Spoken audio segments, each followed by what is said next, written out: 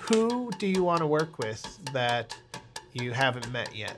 Ooh, all right, Stevie Wonder, where you at, man? Stevie Wonder, where you at?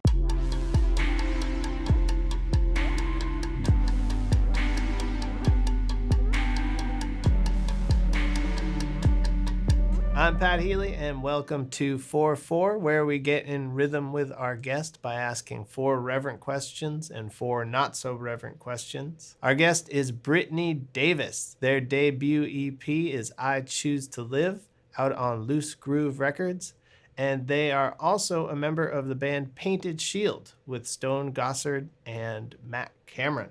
Hi, Brittany. Welcome. Hi, I'm so glad to be here. Oh, good. Me too. Were you a Pearl Jam fan before you met Stone Gossard? Honestly, no, I had no idea how dynamic and expansive he was sonically. He'll tell you otherwise. He'll say, "Oh, I just do my part," but he's always pushing the songs further. Even with Painted Shield, I think he could have more room here.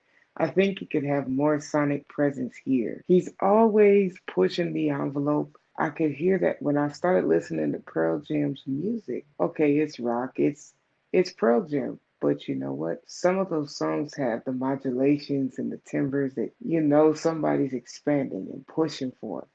And I just felt like, dang, I didn't know this was here. How did you become friends with Stone Gossard? We have this beautiful friend named Jahari who actually introduced me to Stone Gossard at a Pearl Jam concert. She had been telling him about me for some time. Eventually we met, and once he heard me play, saw me create, he was just like smitten. And we've been friends ever since. It's interesting how the Painted Shield records, there's the first one, and you can hear you on there a bit, but then with the next group of songs that I've heard, there's a lot more Brittany Davis on it.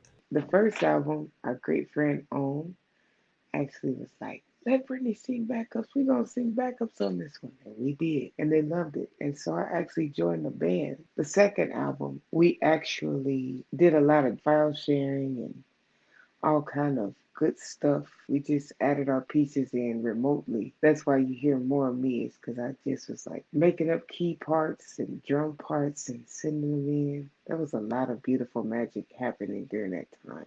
Magic was hard to come by around that time, too. Yeah, it really was. You address a lot of the pandemic in the lyrics of the I Choose to Live EP. The first song, I Choose to Live, was definitely a pandemic baby.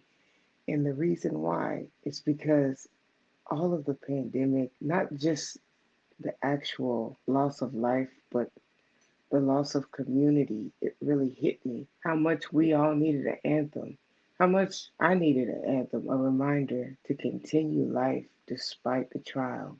It was a beautiful moment for me. It was like a release. When I was in the thick of the pandemic, I didn't know quite how to do music. I just was this hurricane of emotions, and I didn't know. I was scared. I was like, what is it? What happens to me after this? What happens to all of us? As things started to change, we started to turn a corner.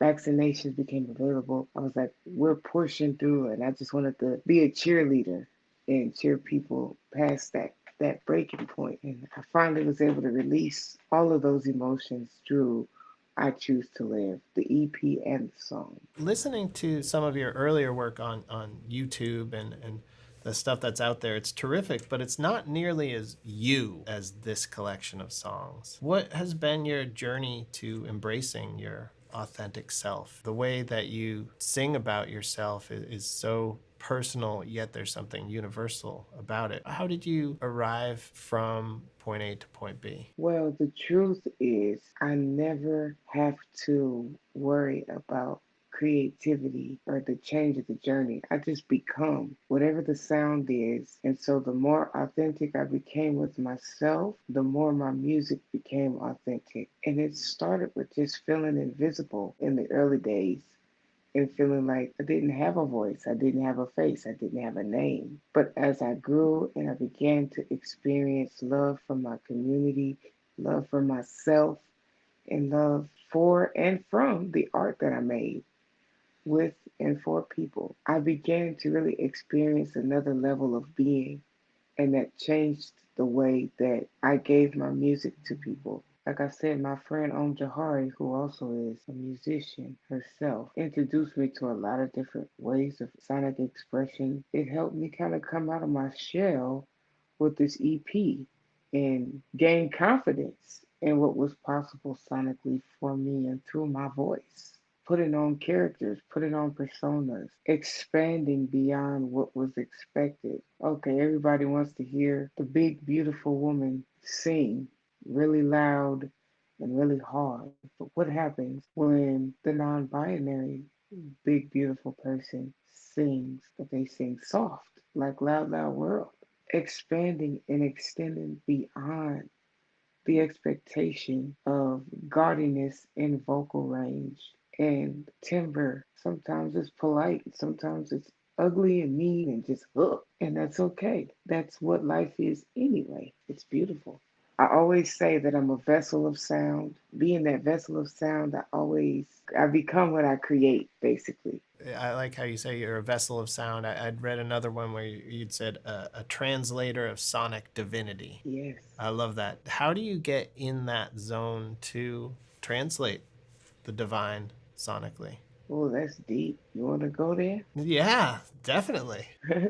Well, the truth is, it's not about me in that moment. It is about the divine. And that means that I'm not there. Sometimes I'm performing and you see my body and you hear my mouth, but somebody way higher than me is speaking. I believe in God. I believe in Christianity. I trust in God who gives life and creates life. And therefore, I am the life created. And so, therefore, Creator is speaking through me. We're going to do some silly questions now because we were just pretty deep, so we got to have a range here Okay. because that's life. Yeah. If you could play a prank on a historical figure, who would it be and what would you do?